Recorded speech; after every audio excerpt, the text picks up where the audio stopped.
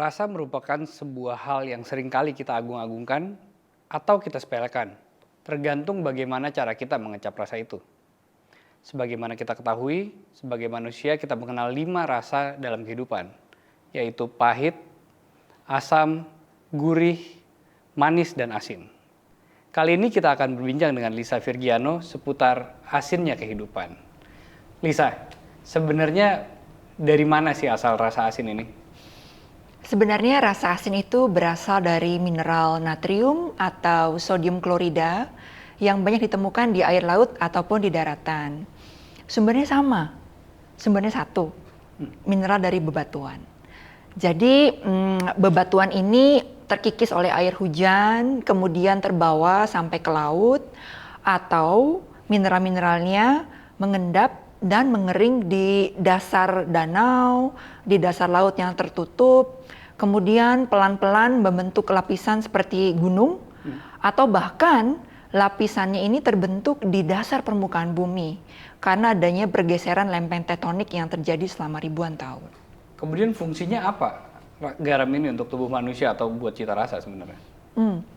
Fungsinya ini sebenarnya ada dua yang dominan. Yang pertama fungsi yang sangat fungsional bagi tubuh. Kemudian yang kedua adalah fungsi subjektif ya atau fungsi emosional, memberi cita rasa.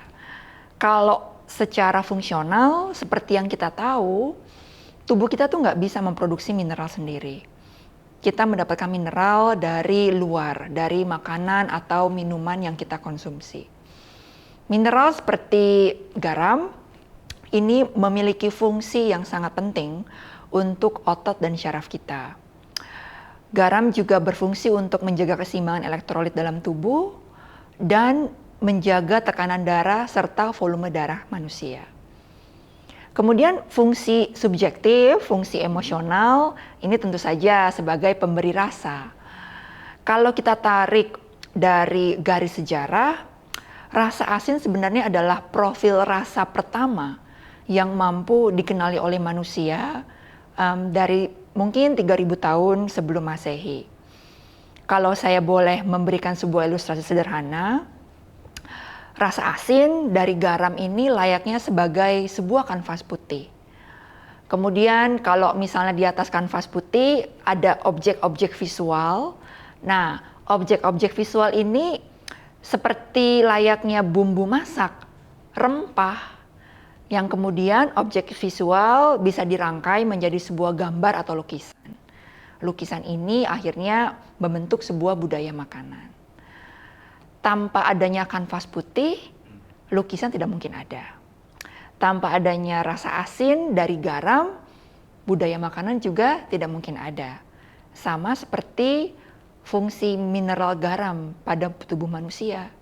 Kalau kita nggak konsumsi garam, fungsi tubuh kita tidak akan bekerja dengan baik. Ngomongin soal cita rasa nih, sebenarnya kayak kita misalkan di Asia atau di Nusantara, ini kita kan punya kegemaran yang berbeda soal rasa asin. Makanya kita banyak banget yang asin tuh enak gitu. Nah, sebenarnya bagaimana sih kita harus menyikapi tentang kegemaran kita terhadap rasa asin ini? Karena kan sebenarnya rasa ini kan bisa berbahaya di satu sisi, atau bisa membahagiakan kita, menyehatkan kita di sisi lain. Gimana kita harus menyikapi? Ya, rasa asin itu sebenarnya memberikan nuansa tersendiri ya bagi masakan, fundamental sekali. Kita boleh menyukai makanan, kita boleh memiliki passion yang tinggi terhadap makanan atau minuman, tapi akan muncul sebuah masalah kalau kita menjadikan diri kita sebagai korban dari kerakusan. We become victim of gluttony. Ketika kita menjadi korban, otomatis masalah baru akan muncul, terutama efeknya terhadap tubuh kita. Makanya ada banyak nasihat atau istilah konsumsi secukupnya. Itu juga saya percaya dan saya yakin penuh. Oke. Nah, selanjutnya tetap ngomongin soal rasa asin nih. Jadi apa bedanya antara garam yang satu dan garam lainnya sebenarnya? Yang membedakan sebenarnya banyak faktor. Tapi kalau saya lihat di sini ada 2 faktor utama. Yang pertama adalah lokasi di mana sumber garam itu berada. Kemudian kedua adalah proses pengolahan. Lokasi ini bersangkutan dengan air laut. Karena kebanyakan garam ini ditemukan di laut. Kalau ada air laut yang dekat dengan garis khatulistiwa, otomatis kadar salinitasnya ini semakin tinggi karena suhu udara tinggi dan juga akan mempercepat penguapan. Tapi kalau air lautnya semakin dekat dengan kutub utara atau kutub selatan, otomatis kadar salinitasnya juga semakin rendah. Nah, kalau kita ngomongin jenis garam gitu, kalau di Nusantara ini ada berapa banyak jenis garam sebenarnya? Iya, kalau jenisnya pasti beragam. Tapi kalau saya bisa berbagi cerita mengenai cara pengolahan garam itu sendiri di Indonesia, ini erat kaitannya dengan budaya dan tradisi. Setiap komunitas itu punya cara tersendiri. Saya melihat misalnya garam Amet di Bali Timur sangat menarik sekali.